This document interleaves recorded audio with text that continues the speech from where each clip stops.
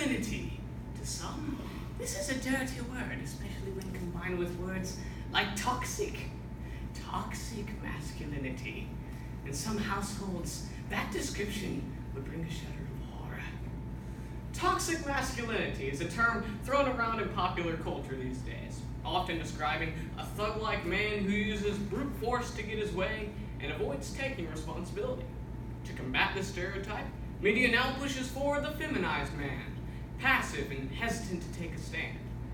Either is a distortion of true masculinity. Not so long ago, traditional masculine traits would have been sought for and admired. Has our society really changed that much?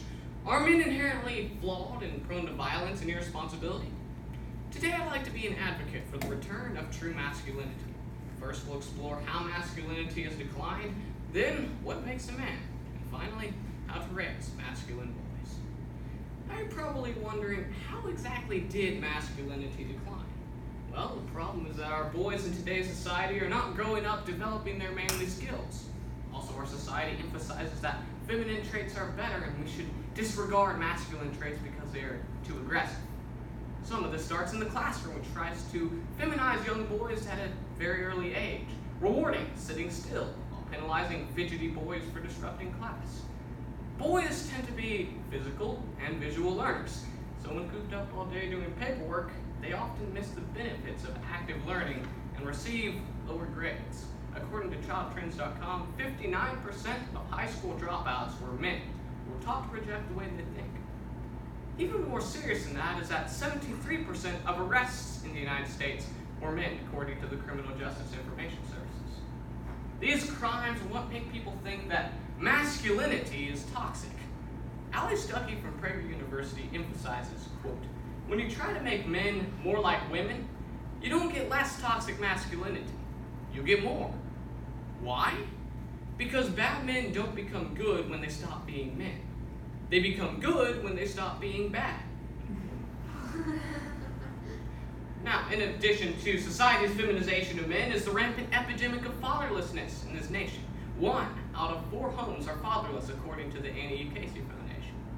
These children often grow up without healthy male role models, and absent fathers fail to display a picture of true manhood, unwilling to stay around and take on the full responsibility of being an involved father.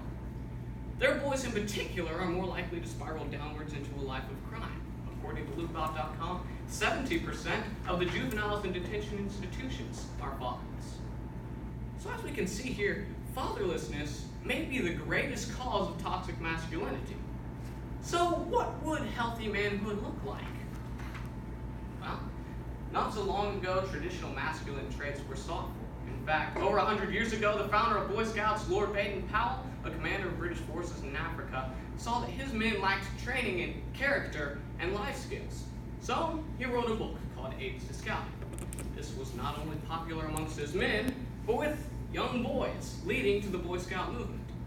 To help progress their journey to manhood, he promoted the Scout oath, quote, "On my honor, I will do my best to do my duty to God and my country, to obey the Scout law, to help other people at all times, to keep myself physically strong, mentally awake, and morally straight." The Scout law he developed was a list of character qualities. Quote, "A Scout is trustworthy, loyal, helpful, friendly, courteous, kind, obedient, cheerful, thrifty, brave, clean, and reverent." These principles are a moral code that gives practical direction to a boy striving to become a man. Now you may be thinking that these are great things for girls to know as well. And I agree, these measurable, practical, biblical principles provide a training process to develop character, which we all need. But if a man lacks character, the impact tends to be greater on families and society. So today we're focusing on why it is so critical to develop integrity in men. So in a nutshell, what makes a man? Well, to some, the image that would pop into the mind would be a picture of a large, strong man rippling with muscles. Totally me, right? This stereotype of the macho man often discourages young men like myself into believing that we don't look man enough to be a man. In my mind, the optimal man is comprised of these values: courage, strength, and honor. Courage to take initiative to change the world. Strength to defend your family and your faith.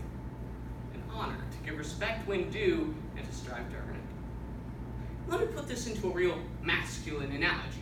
Envision a sword. Courage is the blade. It is sharp and can pierce through any obstacle. Strength is the crossguard, the defensive shield for protection. And honor is the handle, for it is wielded by the expert swordsman to harness the power of strength and courage, withheld only by the power of self-control. If a part of this sword were missing, it would be pointless. But that is especially what we do when we embrace the feminizing of roles. We essentially create swords that are dull, ineffective, and short of potential. So now that we have some guidelines on what a man is, how do you raise one? Well, a boy needs to have good male role models. In addition to men in his community and family, you can find them throughout the pages of history, which I personally love to study. I now have a slew of honor-based historical heroes to look to for role models. I especially enjoy hearing tales of battle and weaponry, which my older brother and I promptly reenact with sticks and toy swords. We love sword fighting. I have many memories of all the serious fun that we've had. Our mother encouraged our games and believed that this helped nurture our warrior spirit, which is something that all men have. But what many try to do in parenting is to tame out the warrior spirit, only to have it explode later in anger, hatred, and toxic masculinity. My mom would put it this way, quote, instead of suppressing the warrior spirit and trying to tame it, you need to nurture the warrior spirit and try to train it. Training in the warrior spirit is actually an exercise in withholding your inborn force so that you use just the right amount of strength needed to fight battles without brutalizing your opponent. This is the key to true manhood. Power under control. True masculinity prevents against unleashing outbreaks of toxic masculinity. It protects against unrestrained violence. On a more practical level, how do you train boys in manhood? Well, let's get back to our traits of courage, strength, and honor. Courage is what makes a man strike out beyond his comfort zone to accomplish new things. Courage is what I'm doing right now, public speaking. Courage is what makes a man function in times or situations when he is afraid, often bringing out the drive to sacrifice himself for others. Strength is the ability to function like a man, work like a man, and withstand pain like a man. Recently, my brother and I chopped down a lot of trees in our yard. Personally, I believe that wood chopping is one of the most manly jobs on the planet. Work is very beneficial to young men. Not only does it develop muscle, but it grows the servant's heart, willing to do work without being asked. Work's also great because it helps channel strength into helping others instead of hurting them. Strength is necessary to defend your family, your faith, and your honor. Honor. Honor is the most important point of masculinity. Honor is like your dominant hand. Without it, life can be pretty tough. An honorable man is highly esteemed because he has a good character and a reputation for integrity. But honor must be earned. How can it be earned? Step by step, day by day, training in the small battles of life leads to a good character, as well as a lifestyle of honor. Knowing how to be a man is important, but knowing how to be a good man, that's crucial.